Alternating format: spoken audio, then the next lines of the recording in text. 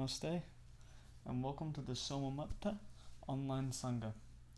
Join us in practice for inner peace, which brings clarity in life, improving health, relationships, success, and prosperity, and which prepares the mind for true meditation, which awakens intuitive knowing and spiritual sight.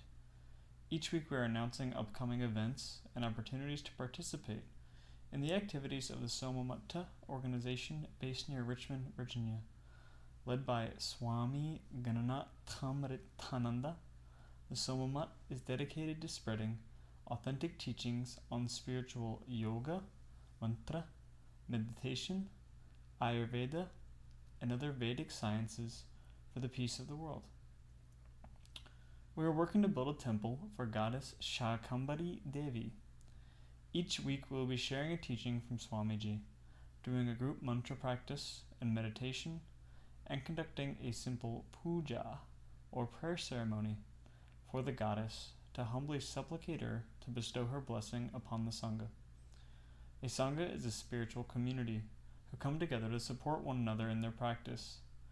Each individual gains strength in their practice from the collective effort of the group.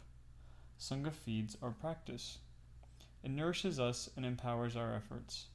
It smooths and balances the challenges we face as it lifts our consciousness into subtler realms. Namaste, I'm Grant Ottinger. I've been studying with Swamiji for a few years, and he's asked me to lead the Sangha since internet connection is weak at the property and live broadcast difficult. Swamiji will be watching the Sangha and participating in the group practices and sending video teachings for the group each week. To receive, we must give. Our efforts to provide this virtual space and to publish the many free teachings available on the website, YouTube channel, and Facebook pages are dependent upon your support. We encourage all Sangha participants to formalize their connection by becoming Sangha members and pledging their monthly support through the Patreon. There are 5 different tiers of support so that you can contribute according to your ability. All Sangha members will receive access to additional teachings and opportunities for support in their practice offered through Patreon. If you'd like to deepen your practice and your connection to the Sangha, please visit our Patreon and pledge your support. The link is provided in the description of this live video. Swami's asked us to please continue the practice of daily lighting a ghee lamp and doing 108 repetitions of the Mahamrityunjaya mantra for world healing, specifically for the COVID situation in India and around the world. Reach out to us via the website for questions about this practice. We're still working to raise money to support our moving to a new property. We've so far raised only about $20,000 of our goal of $300,000. The current property is under contract, and the sale could leave us in a very tight position time-wise and money-wise. So again, we're asking for people's support. We pray for a smooth transition to a new place where we can continue to offer services and invite people for prayer and worship. We are still working to prepare the plants, animals, and items for a move to a new property, as well as finding a loan for the next property. Volunteers are needed, as well as monetary donations. So feel free to reach out to us via the website for more information. Thank you very much. And now we will share a recorded teaching from Swamiji.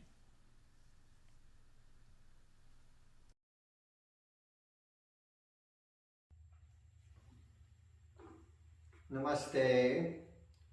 Today we will be talking about the second niyama in the practice of yoga. The niyamas are the practices that we can practice without restraint. We can't do enough of these sort of practice. And so this is the 10 preliminary practices, yama and niyama of yoga, that's essential that we be practicing before we can expect the higher benefits of yoga from our higher practice of yoga, like the meditation and mantra practices. And so the second niyama is santosha. Santosha means contentment. It means being happy. And really, this is a very important one. It's a very good one, because for us to be content, we have to be egoless. If you think about it, anytime you have some problem, anytime there's some trouble, It's egoism. If you take yourself out of the equation, what problem is there? Any problem that you can possibly conceive of. If you take that selfish I out of the scenario, there's no problem anymore.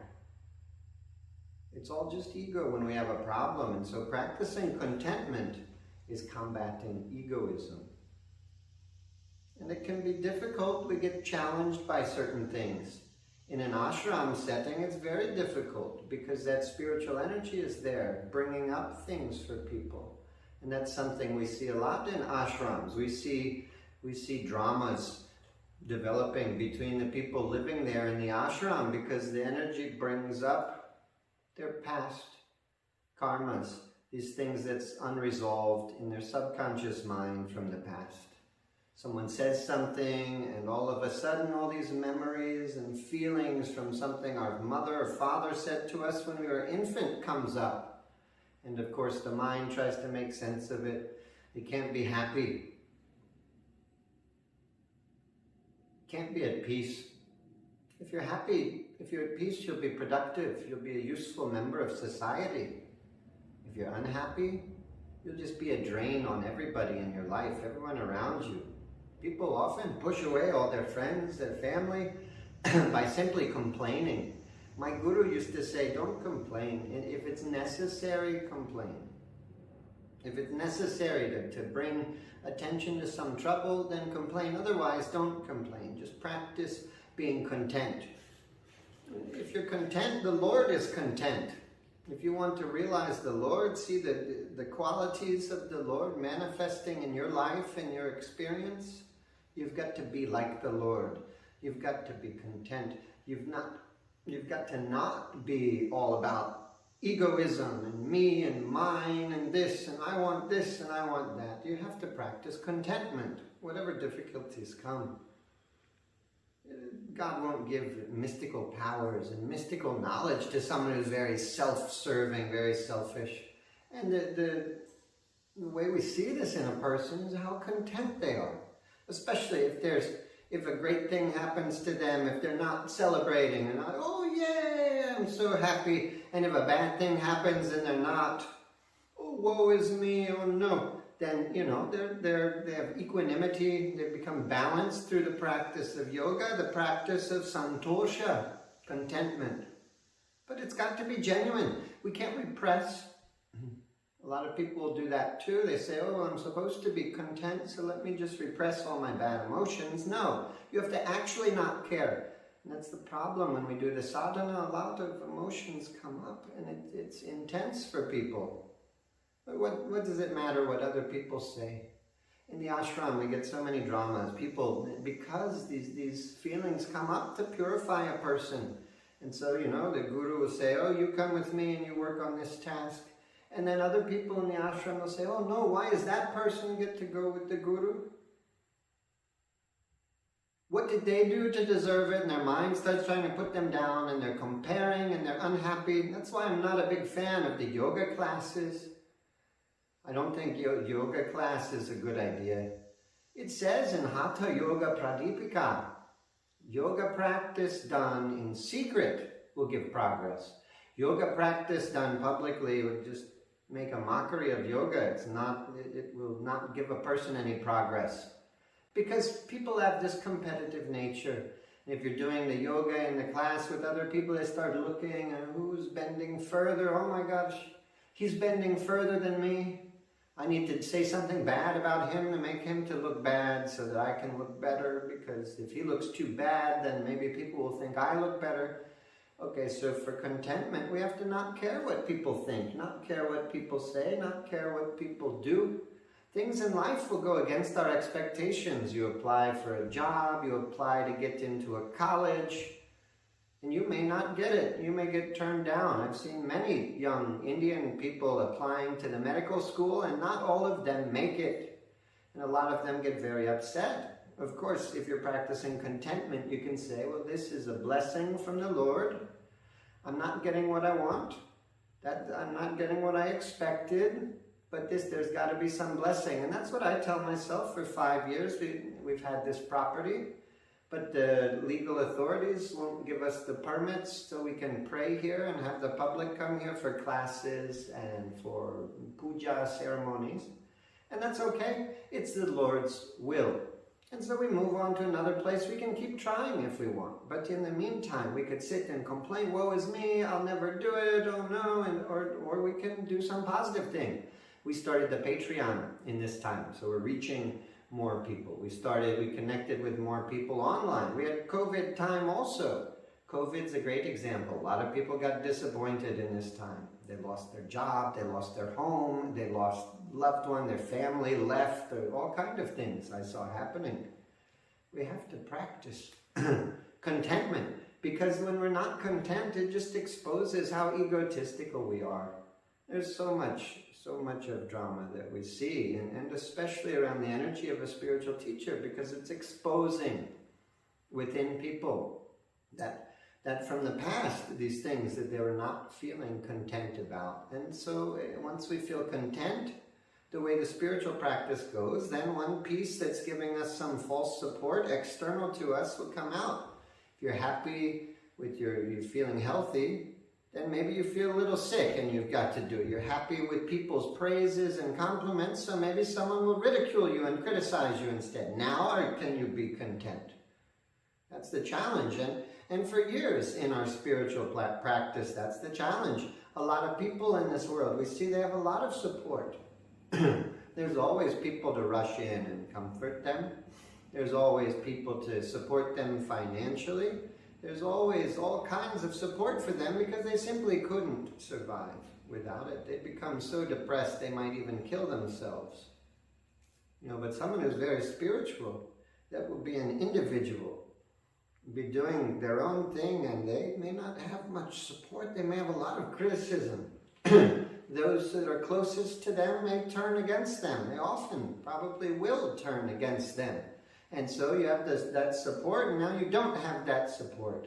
And so think about it. What false support are you relying upon? Are you relying upon people saying good things about you, having people there, having money in the bank, having a job, having job security? Can you be content without the job? That's why I've called before coronavirus, I've called karuna virus.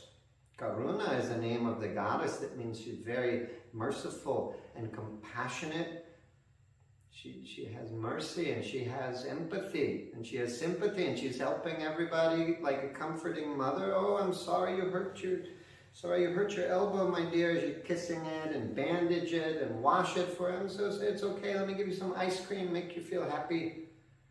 That's not the right way to do it, though. You eat the ice cream, you'll be repressing the feelings. It's better that we feel. If we feel these things, then we can purge it, we can release it, but only if we feel it and witness it with detachment. If we feel that sadness and say, I feel sad, so some other person, I'm not responsible for this. That's the height of egoism, to say, I'm not responsible for what I'm feeling. There's not much that we have any control over in life. You can't control where you live. You can't control what city you go to. You can't control what job you will work. It's all been predestined in your astrology. A good astrologer will tell you the day you'll die, the day you'll get fired from your job, the day you'll get hired to your job, what job you'll be working, what city you'll live in. You have no choice in these matters. Only thing you have any choice is whether you're happy or unhappy about it, really. That's where we have a little bit of free will until you become like a yogi, is in your state of mind. Yet people say, I'm not responsible. The one thing they're actually have some responsibility for, some ability to change, they don't take any responsibility. They say, I feel sad, so someone else is to blame. Why do I feel sad? And that's why I call it the karuna virus. It's had a lot of compassion. This virus has separated the spiritual people from the non-spiritual people. Everyone's faced some difficulties of some sort in this time, because things have changed.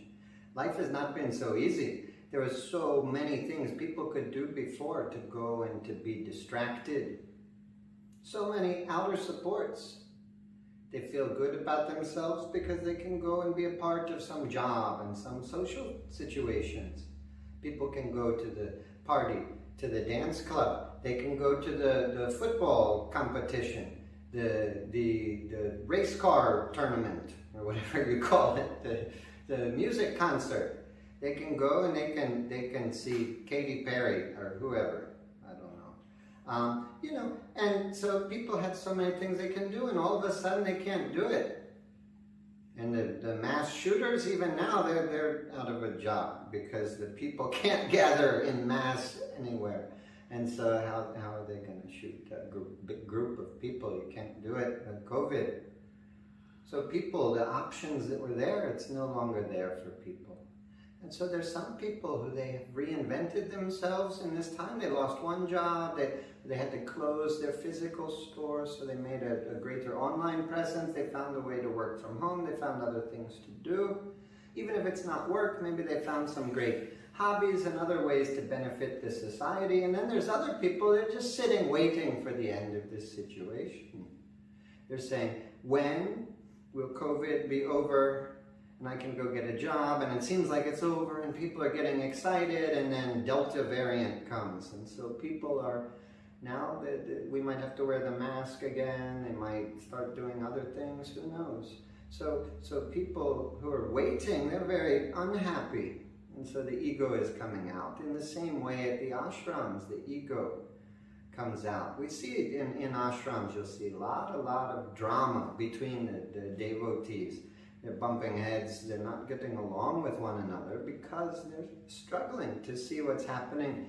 What's happening is that it's all being exposed to them, whatever their false supports outside of themselves are. And they're blaming those around them. So people get in disputes and arguments, and the people are bickering because they're struggling to get free from all that. And it may seem like a very negative thing, but in a way it's a very positive thing, because at least they're looking at these things within. They have the opportunity now to work through it, to release it, if they can find a way to be detached. So many other people, it's just completely unconscious. It's driving them. They have no free will in this world. They're just doing whatever these unconscious impulses in them are telling them to do. At least the ashram people, they're introspective, and so they're becoming aware of these things. And because they're in that sacred setting, and because they're doing the spiritual practices, it starts to come up for them. And they may feel very burdened by ego. They may feel very negative, and they may feel like they have a lot of trouble, a lot of struggle, but that's because they're working on it. They're focused on it. Really, they're probably more at peace than other people out in the world. If you go and take them to just to some public place, to a park, to a store, and you compare them to the other people, probably they're more peaceful. But you see them struggling because their life has become like a practice.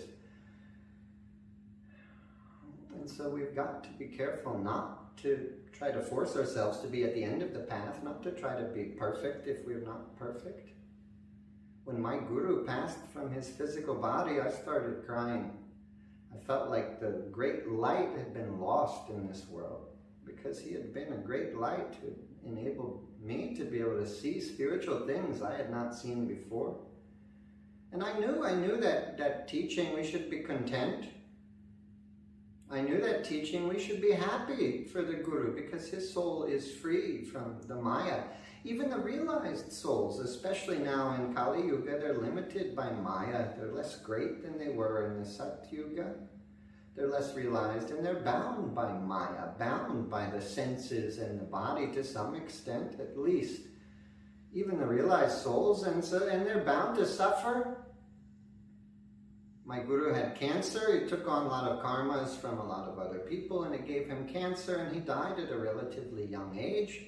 At a very young age, his hair turned white, and his face got all wrinkly because he's taking on these karmas from other people.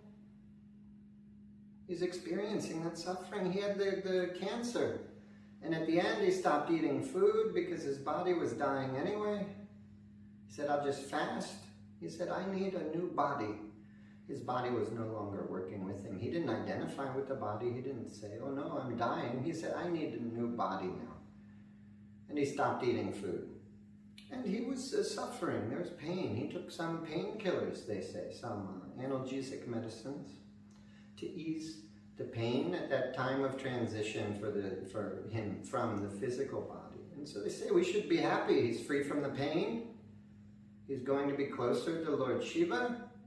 He didn't leave. He's still there. He's come in dreams since then and blessed all kinds of people that I know. A lot of my students tell me he comes in their dreams. He's still very active. He's still here with us. But still, to me, I felt like some light was lost, and I felt sad, and so I was crying. And that's better. Maybe it's not the ideal. I need to keep practicing my contentment. It's not the ideal, but it's better than saying, oh yeah, I'm fine, when you're not fine. If you're feeling sadness, you've got to cry and release it. Don't make sense of it. You're not depressed because someone insulted you. You're not depressed because you lost your job. There's so much we always have going for us, so much support we always have from the universe. Even if you were to lose everything, all the support you need would come from somewhere else. And that's the virus has shown a lot of people this. They lost one job, they found another way. People have found a way to continue to live their lives, even though they don't have what they expected. All of a sudden, they don't have the support of their family. They don't have the support of the job. They don't have the support of the social network they were going to meet with every day.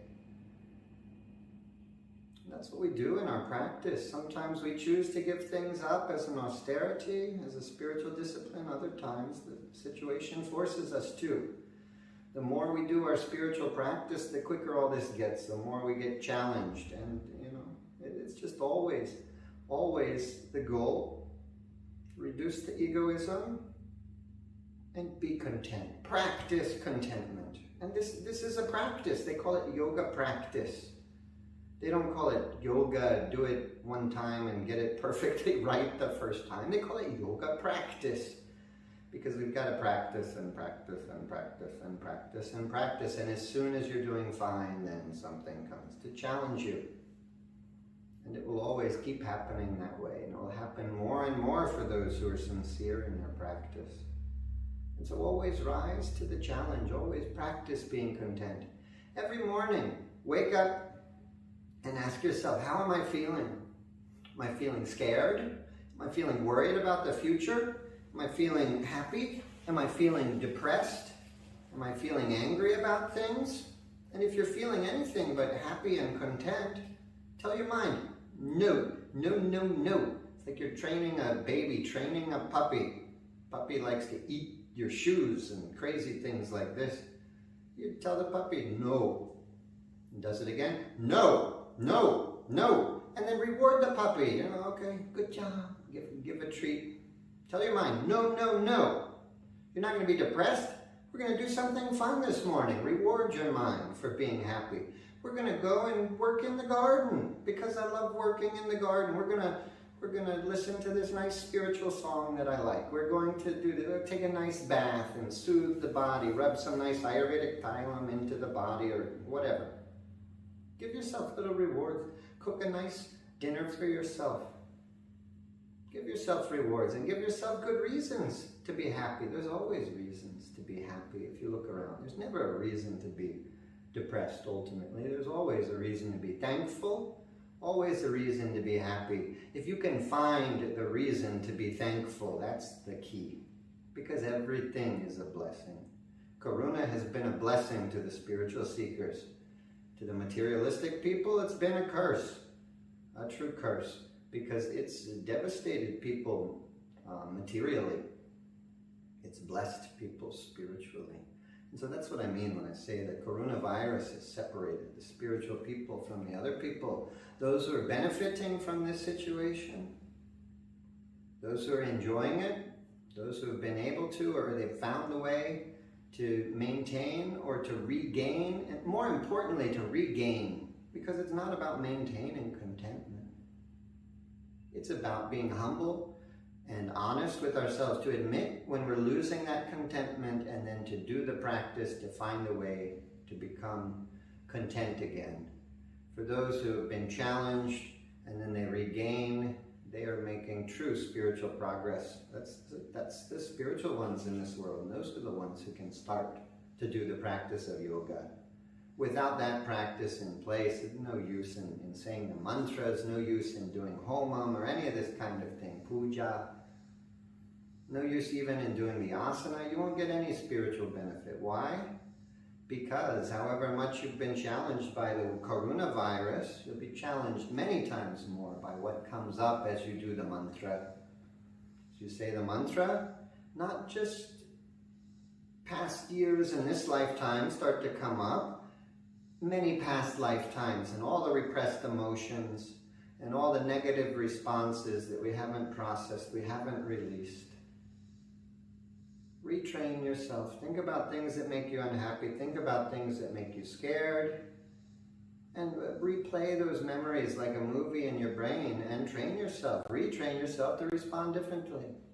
That's okay. I did the best I could. I have no reason to be afraid. I'm happy. I'm content. Instead of being angry, instead of being sad, instead of being disappointed, retrain yourself. Go back to each of those memories that troubles you. And retrain yourself to be content, to be peaceful, to be happy, to be thankful. Find the reason to be thankful for all those things, and then it will be easy. Then it's just a matter of walking the steps.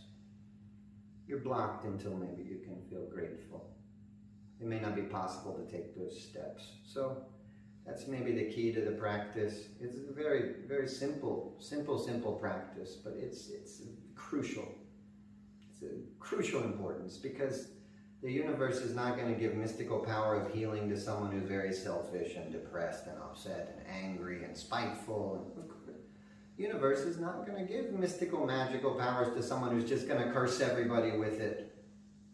It's going to give the mystical powers, the healing powers, the mystical awareness, the intuitive knowledge to a person who's very content, who has equanimity, who's not troubled by their enemies attacking them, who's trying to bless and help everybody.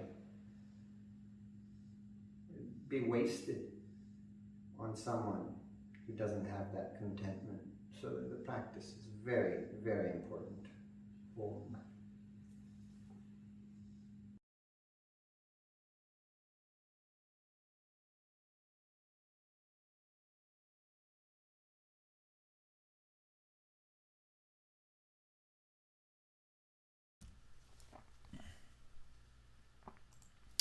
Thank you, Swami.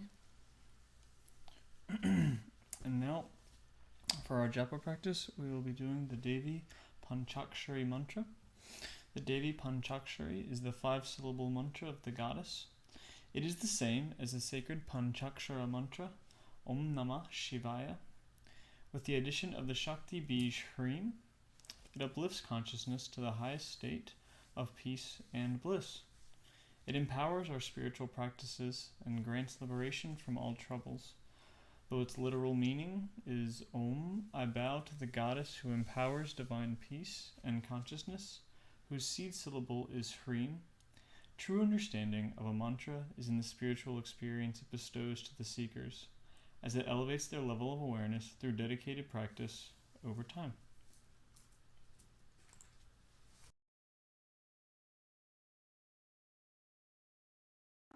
We will do 108 repetitions of the mantra.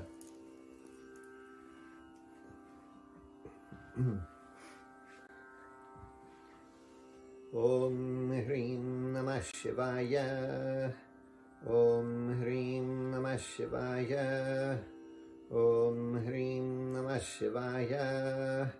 Om Hrim Namah Shivaya. Om Hrim Namah Shivaya. Om Hrim Namah Shivaya. Om Hrim Namah Shivaya. Om Hrim Namah Shivaya. Om Hrim Namah Shivaya. Om Hrim Namah Shivaya. Om Hrim Namah Shivaya. Om Hrim Namah Shivaya. Om Hrim Namah Shivaya. Om Hrim Namah Shivaya. Om Hrim Namah Shivaya. Om Hrim Namah Shivaya.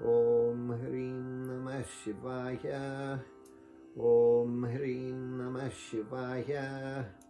Om Hrim Namah Shivaya. Om Hrim Namah Shivaya. Om Hrim Namah Shivaya.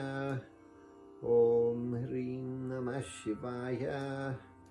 Om Hrim Namah Shivaya. Om Hrim Namah Shivaya. Om Hrim Namah Shivaya. Om Hrim Namah Shivaya. Om Hrim Namah Shivaya. Om Hrim Namah Shivaya. Om Hrim Namah Shivaya. Om Hrim Namah Shivaya. Om Hrim Namah Shivaya. Om Hrim Namah Shivaya. Om Hrim Namah Shivaya. Om Hrim Namah Shivaya. Om Hrim Namah Shivaya. Om Shanti Shanti Shanti.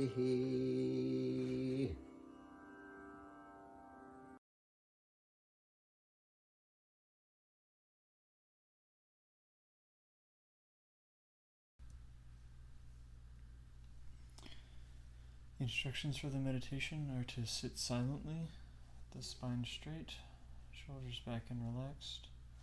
Close the eyes. Allow yourself to see the inner light of the divine radiating from your heart. If you do not see it, feel it. If distracting thoughts or feelings come into the mind, allow them to be. Witness them without hesitation, without judgment, without analysis. Allow the light of the divine to heal them, bringing deep peace and wisdom. In light, all darkness vanishes. Practice sitting in the inner light, which is bright like 10 million suns. Let this light heal you. Invite that experience. Allow it to guide your consciousness and impel your actions for the highest good of the three realms. Om.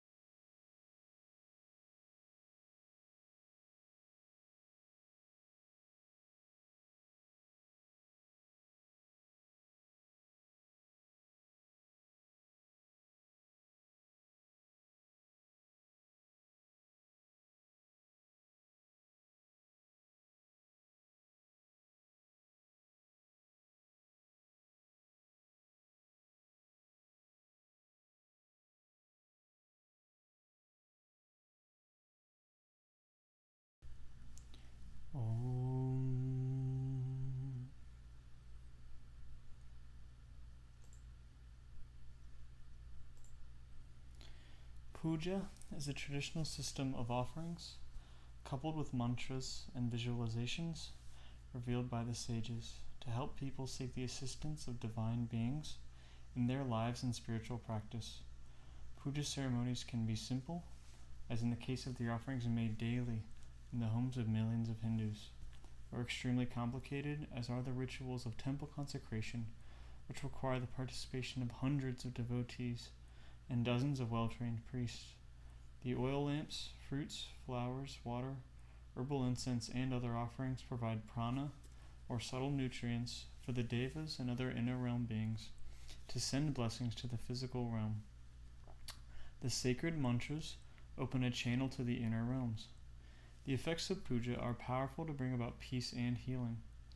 During puja, problems are mysteriously resolved, and answers to difficult questions arise spontaneously by the grace of the many inner plane beings working to fulfill our prayer, empowered by the sacred mantras and offerings.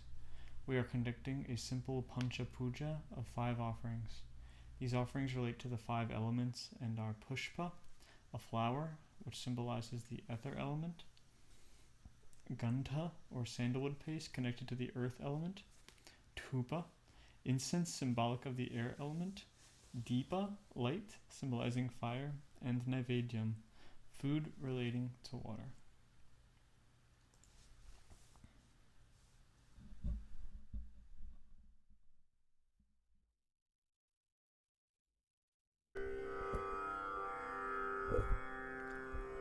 Om Adya Purvokta Evam Guna Visheshena Vishishtayam Asyam Shubhatithau Sri Soma Matha Sanghasya Asmakam Sahakutumbhanam Kshemasthirya Virya Vijaya Ayura Roga Aishwaryanam Abhivriddhartham Shri Shakambhari Devi Prasada Siddhyartham Yatha Shaktya Shri Shakambhari Devi Pancha Pujam Karisye Om Apa Upasprisya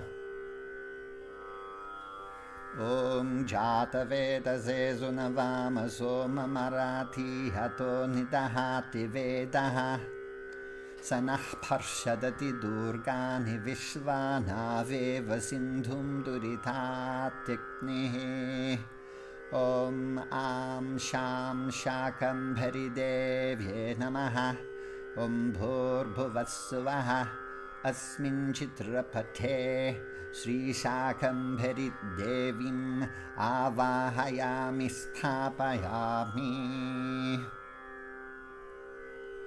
Om Am Sham Shakambhari Devye Namaha Gandhan Dharayami Gandhasyopari Haridra Kumkumam Samarpayami Om Am Sham Shakambhari Devye Namaha Pushpam Pujayami Om Am Sham Shakambhari Devye Namaha Dhupam Agrapayami Om Am Sham Shakambhari Devye Namaha Deepam Darshayami Om Amritamastu Amritopastaranamasi Om Pranaya Swaha Om Apanaya Swaha Om Vyanaya Swaha Om Udanaya Swaha Om Samanaya Swaha Om Brahmane Swaha Om Am Sham Shakambhari Devye Namaha Naivedyam Nivedayami Tambulam Nivedayami अमृतपानीयं समर्पयामि। ॐ योपां पुष्पं वेद पुष्पवान् प्रजावान् पशुमान् भवति। चन्द्रमा वा अपां पुष्पं पुष्पवान् प्रजावान् पशुमान् भवति। य एवं वेद योपामायतनं वेद आयतनवान् भवति। राजाधिराजाय प्रसय्य साहिने नमो वयं वाहि श्रवणाय कुर्महे। समे कामान् कामकामाह्यः मह्यं कामेश्वरो वै श्रवणो दधातु। कुबेराय वैश्रवणाय महाराजाय नमः। यो वेदादौ स्वरः प्रोक्तो वेदान्ते च प्रतिष्ठितः तस्य प्रकृतिलीनस्य यः परः स महेश्वरः। नारायण्ये च विद्महे शाकम्भरे च धीमहि तन्नो देवी प्रचोदयात्। ॐ आं शां शाकम्भरी देव्यै नमः। ॐ भूर्भुवः सुवः। ॐ आवाहिताभ्यः सर्वाभ्यो देवताभ्यो नमः। वेदोक्तमन्त्रपुष्पाञ्जलिं समर्पयामि। काले वर्षन्तु पर्जन्यः पृथिवी सस्यशालिनी। देशोऽयं क्षोभरहितः ब्रह्मणाः सन्तु निर्भयाः। भगवतः सन्तु निर्भयाः। सज्जनाः सन्तु निर्भयाः। सर्वे जनाः सन्तु निर्भयाः। स्वस्ति प्रजाभ्यः परिपालयन्तां न्यायेन मार्गेण महिषाः। गोब्राह्मणेभ्यः शुभमस्तु नित्यं।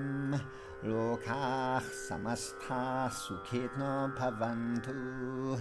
ऐं कार ह्रीं कार रहस्ययुक्त श्रीङ्कारगूढर्थमहाविभूत्याः ओंकारमर्मप्रतिपादिनेभ्यां नमो नमः। श्रीगुरुपादुकाभ्याम् अज्ञाननाशनाय विद्महे ज्ञानप्रकाशाय धीमहि तन्नो गुरुपादुकाः प्रचोदयात्।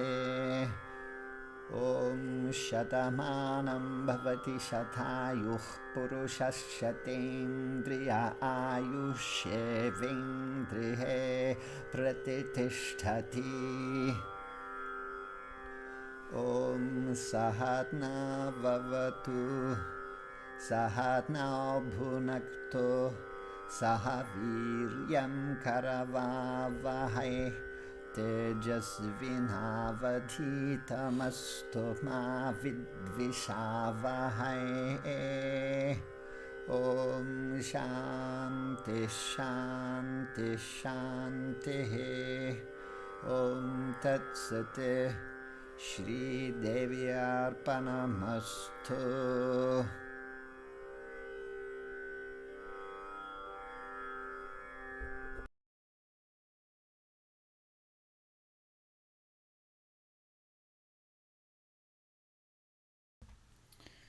We offer this Sangha freely.